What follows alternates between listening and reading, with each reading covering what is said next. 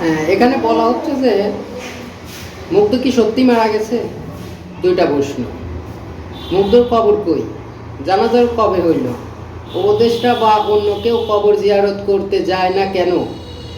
আন্দোলনের প্রভাবক হিসাবে আবু সাইদের পরেই মুগ্ধের অবস্থান।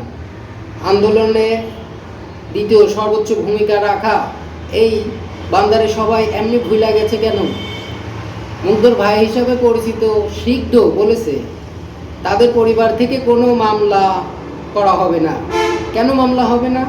যেখানে আবু সাইদের হত্যার মামলা প্রক্টর পর্যন্ত অ্যারেস্ট হয়, সেখানে মুগ্ধ হত্যার কোনো মামলা হবে না কেন?